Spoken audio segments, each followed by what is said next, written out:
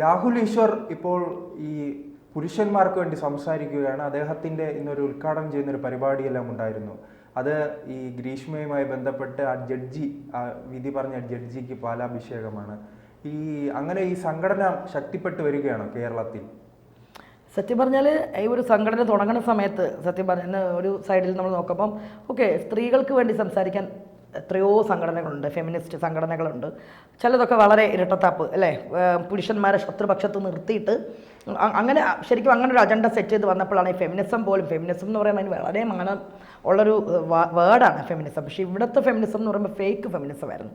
അതുകൊണ്ടാണ് ഇവിടുത്തെ സ്ത്രീപക്ഷവാദികളോട് ആൾക്കാർക്ക് ഒരു എന്താ പറയുക, അവരെപ്പോഴും കളിയാക്കുന്ന രീതിയിൽ നമ്മൾ തമാശ രൂപത്തിൽ കണ്ടത്. കാരണം എന്ന് വെച്ച് കഴിഞ്ഞാൽ ഒരു സ്ത്രീപക്ഷം എന്ന് പറഞ്ഞു നിന്നിട്ട് അവർക്ക് പുരുഷന്മാരോട് ഘട്ട വൈരാഗ്യം, പിന്നെ അവരുടെ ഇഷ്ട രീതിക്ക് അനുസരിച്ച് ജീവിക്കാനുള്ളരുത്, താലി പൊട്ടിച്ചെറിയുക, അങ്ങനെ ആ രീതിയിൽ ഫെമിനിസത്തെ കൊണ്ട് മാറ്റി. അതായത് പുരുഷന്മാർക്ക് മേലെ കുതിര കയറിയിട്ട് എന്ത് ചെയ്യാം, സ്ത്രീക്ക് റൈറ്റ് ഉണ്ടെന്നുള്ള രീതിയിലാക്കുക, അനാവശ്യമായിട്ടുള്ള വിമൻ കാർഡ് ഇറക്കുക എന്നൊക്കെ പറഞ്ഞ് കാണിച്ചു കഴിഞ്ഞപ്പോഴാണ് ഈ ഒരു സ്ത്രീപക്ഷം എന്ന് പറഞ്ഞ് ഇതിനെ ഈ ഒരു കേരളത്തിൽ വളരെ രീതിയിൽ കോമാളി സൈഡാക്കി മാറ്റിയത്. യഥാർത്ഥ ഫെമിനിസം എന്ന് പറഞ്ഞാൽ ഇതൊന്നുമല്ല, അത് മറ്റൊരു വശം. അപ്പോൾ അങ്ങനെ വിമൻ കാർഡ് ഇറക്കി മീറ്റു ഒക്കെ വന്നു കഴിഞ്ഞപ്പോഴേക്കും അപ്പുറത്തെ സൈഡിൽ നിന്ന് ഒരു സംഘടന തുടങ്ങി, മെൻസ് സംഘടന തുടങ്ങിക്കഴിഞ്ഞപ്പോൾ വളരെ പ്രതീക്ഷയോടെ നോക്കി. ശരിയാണ്, ആണുങ്ങൾക്ക്, കാരണം പലപ്പോഴും തോന്നിയിട്ടുണ്ട് കേട്ടോ, ആണുങ്ങൾക്ക് വേണ്ടി സംസാരിക്കാനും ആരുമില്ല. കാരണം ഈ സ്ത്രീകളുടെ വിമൻ കാർഡൊക്കെ ഇറക്കുമ്പോൾ അവരുടെ പക്ഷം കേൾക്കാൻ ആരുമില്ല എന്ന് നമുക്ക് തോന്നി. രാഹുൽ ഈശ്വർ ആ പ്രസംഗത്തിൽ തന്നെ പറയുന്നത്, ഇവിടെ എത്തിയിട്ടുള്ള 100-ലധികം പേരുണ്ട്, അവരെല്ലാം സ്ത്രീകൾ കാരണം കള്ളക്കേസിലെല്ലാം കുടുങ്ങി ജയിലിലായവരും മറ്റു കഷ്ടപ്പാടുകൾ അനുഭവിക്കുന്നവരുമാണ്. അത് നമ്മൾ വളരെ സത്യസന്ധമായിട്ടുള്ള ഒരു കാര്യം തന്നെയാണ്. കാരണം എന്ന് വെച്ച് കഴിഞ്ഞാൽ അദ്ദേഹം പറഞ്ഞ വെച്ചല്ല ഞാൻ പറയുന്നത്. പക്ഷെ നമ്മൾ നോക്കിക്കഴിഞ്ഞാൽ അറിയാം, സ്ത്രീ കുടിക്ക് വലയിൽ വീണിട്ട് ചത്തതിനൊക്കുമേ ജീവിച്ചിരിക്കലും എന്ന അവസ്ഥയിലുള്ള ഒരുപാട് പുരുഷന്മാരുണ്ട് സമൂഹത്തിൽ. പക്ഷെ നമുക്കെപ്പോഴും കണ്ണുനീരെന്ന് പറയുമ്പോൾ സ്ത്രീ ഇരയുടെ വശത്ത് നിൽക്കുമ്പം ഭയങ്കര സഹതാപവും കണ്ണുനീരും ഒക്കെയാണ്.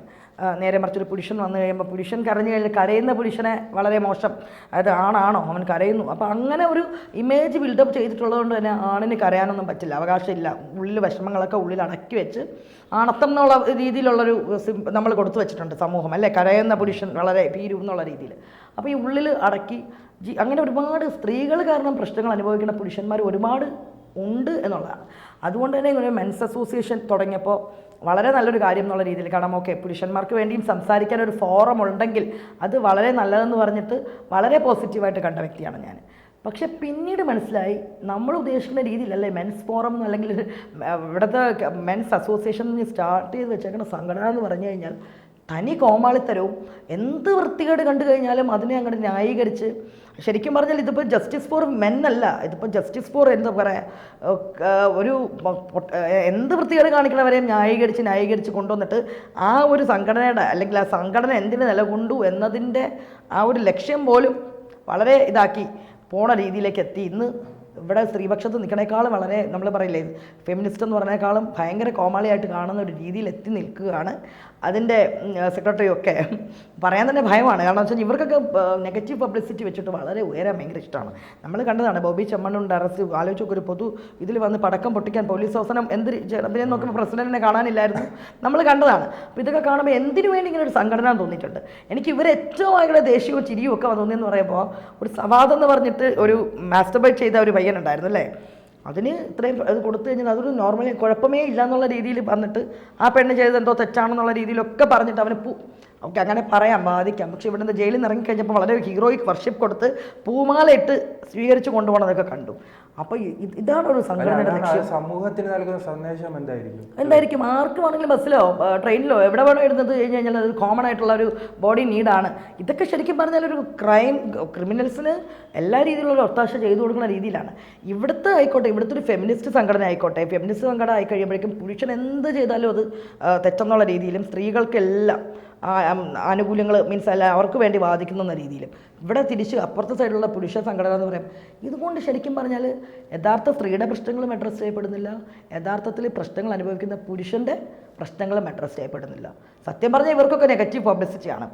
രാഹുൽ ഈശ്വർ എന്ന് പറഞ്ഞ വ്യക്തി ഒത്തിരി കഴിവുള്ള സ്മാർട്ടായിട്ടുള്ള ഒരുപാട് കാര്യങ്ങൾ അവഗാഹമുള്ളൊരു വ്യക്തിയാണ്. പക്ഷെ പുള്ളിയൊക്കെ ഈ രീതിയിലേക്ക് പോണത് കാണുമ്പോൾ സത്യം പറഞ്ഞാൽ വളരെ വിഷമമുണ്ട്. കാരണം ഇന്ന് സ്ത്രീകൾ അദ്ദേഹത്തെ ചതിച്ചിരിക്കോ ഇത്തരം കേസുകൾ മാനസിക അല്ല എന്താണെന്ന് അറിയില്ല. കാരണം രാഹുലൊക്കെ ഇതിപ്പോൾ ഏത് പീഡനം വന്നോട്ടെ വക്കാലത്തെടുക്കാൻ അപ്പുറത്തെ സൈഡിൽ രാഹുൽ ഉണ്ടാവും എന്നുള്ള രീതിയിൽ മാറിക്കഴിഞ്ഞു അല്ലേ. അപ്പോൾ എനിക്ക് മനസ്സിലാവുന്നില്ല. അതുകൊണ്ട് രാഹുൽ ഈശ്വർ ഈ ഒരു സൊസൈറ്റിക്ക് കൊടുക്കുന്ന ഈ ഹണി റോസ് വിഷയത്തിലൊക്കെ രാഹുലിൻ്റെ ഏറ്റുപിടുത്തം വളരെ ഇതായിപ്പോയി എന്നേ പറയേണ്ടതുള്ളൂ. കാരണം വെച്ചാൽ ബോബി ചമ്മൺ നിങ്ങൾക്ക് സപ്പോർട്ട് ചെയ്യാം, അങ്ങനെ സപ്പോർട്ട് ചെയ്യുമ്പോഴും അയാളുടെ ദ്വയാർത്ഥ പ്രയോഗം, അയാൾ പറഞ്ഞിട്ടുള്ള വൃത്തികേടുകൾക്ക് ഇപ്പം ഹണിയെ മാറ്റി നിർത്തൂ, അയാൾ ബാക്കി ഒരു കൊച്ചുകുട്ടി ആയിക്കോട്ടെ, ഒരു ഓരോരുത്തരോടും അയാൾ പറയുന്നൊരു ദ്വയാർത്ഥങ്ങളുണ്ട്, അതെല്ലാം ഓക്കെ, അത് കുഴപ്പമില്ല. അയാൾ ഒരുപാട് ചാരിറ്റി ചെയ്യുന്നു, ഭയങ്കര കാശ് വാരി എറിയുന്നവനാണ്, അതുകൊണ്ട് കുഴപ്പമില്ല എന്ന് പറഞ്ഞു കഴിയുമ്പോൾ എന്തുവാണത്? അത് വളരെ ഒരു മോശം മെസ്സേജാണ് സമൂഹത്തിന് കൊടുക്കുന്നത്. ഇവിടെ ചാരിറ്റി ചെയ്യുന്ന ആദ്യത്തെ കോടീശ്വരനൊന്നും അല്ല നമ്മുടെ ബോബി ചെമ്മണ്ണൂർ. അപ്പോൾ യൂസഫ് അലി സാറോ അതൊക്കെ ഗാന്ധി ഭവന് വേണ്ടിയിട്ടും ഒക്കെ ചെയ്തിട്ടുള്ള കാര്യങ്ങളോ, പക്ഷെ അദ്ദേഹം സമൂഹത്തിന് മുന്നിൽ പ്രസൻറ്റ് ചെയ്ത് നിൽക്കുന്ന ഒരു രീതിയുണ്ട് അല്ലേ.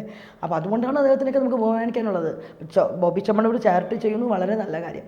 അതോടൊപ്പം അയാൾക്ക് നല്ല അയാളുടെ നാവിനെ കൂടെ ഒന്ന് കൺട്രോൾ ചെയ്തുകൂടെ? അതുകൊണ്ടാണ് കോടതി പോലും അവസാനം താക്കീതെന്നുള്ള ലെവലിലെത്തിയത്. ഇതിങ്ങനെ ന്യായീകരിക്കാൻ ആൾക്കാരുള്ളത്തോളം കാലം ഇവിടെ ക്രൈംസ് കൂടി വരും എന്നാണ്. കാരണം ഇപ്പോൾ ഇങ്ങനെ ഒരു മാസ്റ്റർബേറ്റ് ചെയ്യണം, അവനെ പൂമാല ഇട്ട് കൊടുക്കാനൊരു അസോസിയേഷൻ ഉണ്ടെങ്കിൽ ഇതുപോലെ എന്ത് വൃത്തികേട്. ഓക്കെ, ഇനിയിപ്പോൾ ഗ്രീഷ്മയുടെ കാര്യത്തിലെ ജഡ്ജി എന്ന് പറഞ്ഞു, ശരിക്കും സത്യം പറയട്ടെ, ഈ ഒരു ജഡ്ജ്മെൻറ്റ് മുന്നോട്ട് പോകുമെന്ന് തോന്നുന്നുണ്ടോ? വളരെ എനിക്ക് സത്യം ഗ്രീഷ്മ എന്ന് പറഞ്ഞ ഒരു പെണ്ണിനോട് അങ്ങ് എത്തത്തെ ദേഷ്യമാണ്. കാരണം വെച്ച് കഴിഞ്ഞാൽ ഒരു പയ്യനോട് കാണിച്ച ഏറ്റവും വലിയൊരു ക്രൂരതയാണ് ആ പെണ്ണ് കാണിച്ചത് അല്ലേ. അപ്പോൾ എന്നിട്ടും നമ്മുടെ ഒരു സമൂഹത്തിൽ ഉള്ള റാങ്കുകാരിയാണെന്നൊക്കെ പറഞ്ഞിട്ട് മീഡിയാസും ഒക്കെ പൊക്കി, പോലീസ് ഓഫീസർ വരെ പൊക്കെ ഭയങ്കര ദേഷ്യം തോന്നി. കാരണം അവന് ജീവിക്കാൻ, ഒരു പയ്യൻ്റെ ജീവിക്കാനുള്ള അവകാശത്തെ നിഷേധിച്ചുകൊണ്ട് മരിക്കുന്ന സമയം പോലും വരെയും അവൻ പറയുന്നില്ല ഈ കുട്ടി ഇത് ചെയ്തു എന്നോ ഒന്നും ചിന്തിക്കണ പോലുമില്ല. അവന് എപ്പോഴും പ്രണയമാണ് ഈ പെണ്ണിനോട്. അത്രയും രീതിയിൽ മറ്റൊരു വിവാഹത്തിന് വേണ്ടിയിട്ട് ചെയ്ത ഏറ്റവും നികൃഷ്ടമായിട്ടുള്ള ജന്മം. പക്ഷെ അങ്ങനെയുള്ളത് വധശിക്ഷ വിധിച്ചു, ഓക്കെ, അതിനെ നമ്മൾ സ്വാഗതം ചെയ്യുന്നു. അതിനപ്പുറം പക്ഷേ കേരളത്തിലെ മൊത്തത്തിൽ നോക്കിക്കഴിഞ്ഞ് കഴിഞ്ഞാൽ ഇവിടെ ഇതിന് മുമ്പുള്ള വിധിക്കപ്പെട്ട ഒരു എനിക്ക് തോന്നുന്നു 36-37 വർഷമായി അവസാനത്തെ ഒരു തൂക്കു നടന്നിട്ട്. ഏറ്റവും വലിയ ഗോവിന്ദച്ചാമി, ആ ഗോവിന്ദച്ചാമിക്ക് വേണ്ടിയിട്ട് മനുഷ്യാവകാശം പ്രസംഗിച്ച ആൾക്കാരാണ് ഇവിടെ ഉള്ളത് അല്ലേ. അതായത് ബ്രൂട്ടലി ട്രെയിനിൻ്റെ അകത്തിട്ടൊരു കുട്ടീനെ കൊന്നിട്ട് ഗോവിന്ദച്ചാമി ഉണ്ട്, ഇതിനേക്കാളും ആലുവ കൂട്ടക്കൊല ചെയ്ത അവരൊക്കെ എന്ത് തൂക്കുകയറാണ് വിധിച്ചത്. അപ്പോൾ അതുകൊണ്ടാണ് ഇത് എനിക്ക് തോന്നുന്നില്ല അപ്പീൽ പോയി കഴിയുമ്പോഴേക്കും ഇതൊരു ആവേശത്തിൻ്റെ ഒരു പൊതുബോധത്തിനെ ഒരു പക്ഷേ തൃപ്തിപ്പെടുത്താനുള്ളൊരു ജഡ്ജ്മെൻ്റ് ആയിരുന്നു കാണാം അദ്ദേഹത്തിന്. കാരണം കേരളത്തിലെ സമൂഹത്തിൻ്റെ ഒരു ആവശ്യം തന്നെയായിരുന്നു അത്. പക്ഷേ ബേസിക്കലി അതിൻ്റെ ന്യായവിധികളൊക്കെ എടുത്ത് നോക്കിക്കഴിഞ്ഞാൽ ലോ ആയിട്ട് നോക്കി ആ വശങ്ങളൊക്കെ നോക്കിക്കഴിഞ്ഞ് കഴിഞ്ഞാൽ തീർച്ചയായിട്ടും അറിയാം അപ്പീൽ പോയി കഴിയുമ്പം എന്താണ് സംഭവിക്കണമെന്നുള്ള കാര്യങ്ങൾ അറിയാം. കാരണം കുറേ കാര്യങ്ങളതിലുണ്ട്. ഇവിടെ കോടതിക്കും എന്ത് കാര്യത്തിനും വേണ്ട തെളിവാണ്. തെളിവുകൾ വെച്ചൊക്കെ നോക്കുമ്പോഴും ഒക്കെ വെച്ച് നോക്കുമ്പോഴേക്കും ഒരു വധശിക്ഷയിലേക്ക് പോകേണ്ടതില്ല എന്നുള്ള ഇതാണ് പറഞ്ഞത്. പക്ഷേ അപ്പോഴും മനസ്സുകൊണ്ട് സന്തോഷമാണ് ആ ഒരു വിധി വന്നതിൽ വളരെ സന്തോഷം. കാരണം അങ്ങനെ ഒരു വിധി കുറച്ച് നാളത്തേക്കെങ്കിലും ആൾക്കൊന്ന് ഭയം, എനിക്ക് തോന്നുന്നില്ല ഭയം. കാരണം ഈ ഒരു കൊലപാതകം നടത്താൻ തന്നെ ഗ്രീഷ്മ ലാസ്റ്റ് മിനിറ്റ് വരെയും ഗ്രീഷ്മയുടെ ബോഡി ലാംഗ്വേജ് അല്ലെങ്കിൽ ആറ്റിറ്റ്യൂഡ്, ഒരു ശരീരഭാഷ കാണിക്കുന്നുണ്ടായിരുന്നു. എന്ത് ചെയ്ത് കഴിഞ്ഞാലും ഞാൻ പുല്ലുപോലെ ഊരിപ്പോകും. അതിന് മുന്നിൽ ഈ ഒരു സമൂഹത്തിൽ കണ്ടിട്ടുള്ള കാര്യങ്ങൾ കൊണ്ടിട്ടുള്ളൊരു തോന്നലാണ് ഗ്രീഷ്മയ്ക്കൊക്കെ ഉണ്ടായ. ആർക്കാണെങ്കിലും അങ്ങനെ തന്നെയാണ്. നമുക്ക് വെട്ടിക്കൊന്ന് TP കൊലപാതക കേസിലെ പ്രതിക്ക് സ്മാരകമുള്ളൊരു നാടാണ് നമ്മുടേത്.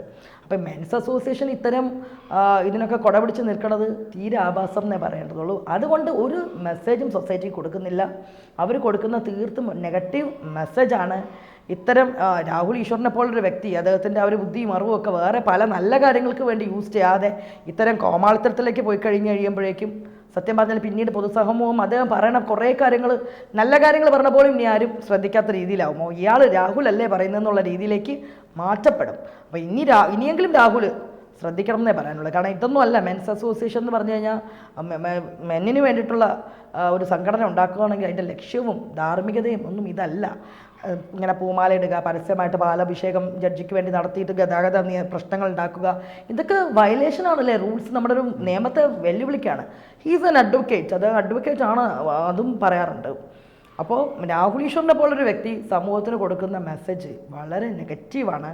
അദ്ദേഹത്തിൻ്റെ കഴിവ്, അദ്ദേഹത്തിനുള്ള അവഗാഹം, ഇതൊക്കെ വളരെ പോസിറ്റീവായിട്ടുള്ള കാര്യങ്ങൾക്ക് പ്രയോജനപ്പെടുത്തി സൊസൈറ്റിക്ക് ഉപകാരമുള്ള കാര്യങ്ങൾക്ക് പ്രയോജനപ്പെടുത്തണമെന്ന് മാത്രമാണ് പറയാനുള്ളത്. കാരണം ഒരു 2 കുട്ടികളുടെ അച്ഛനും കൂടിയാണ് അദ്ദേഹം. സ്വന്തം സൊസൈറ്റിക്കിലെ മക്കൾക്ക് മുന്നിൽ തന്നെ ആൾ അടയാളപ്പെടുത്തുന്നത് എന്താണല്ലേ ഈ വസ്ത്ര സ്വാതന്ത്ര്യത്തെക്കുറിച്ചൊക്കെ പറഞ്ഞതും ഒക്കെ വളരെ അയാളുടെ പിന്നോട്ടുള്ളൊരു നടത്തമായിട്ട് തോന്നി.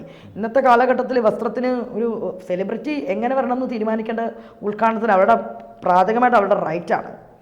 അപ്പോൾ അതിനൊക്കെ ഖണ്ഡിച്ചുകൊണ്ടുള്ള രീതിയിലുള്ള സംസാരമൊക്കെയാണ് രാഹുലിൻ്റെ ഉണ്ടായിട്ടുള്ളത്. അപ്പം രാഹുലിൻ്റെ പ്രശ്നം എന്ന് വെച്ച് കഴിഞ്ഞാൽ രാഹുലിന് ഒന്നിലും തോൽക്കാൻ പറ്റില്ല. രാഹുലിന് ഒരു വാദം ഏത് രീതിയിലും ജയിക്കണം എന്നുള്ളതാണ്.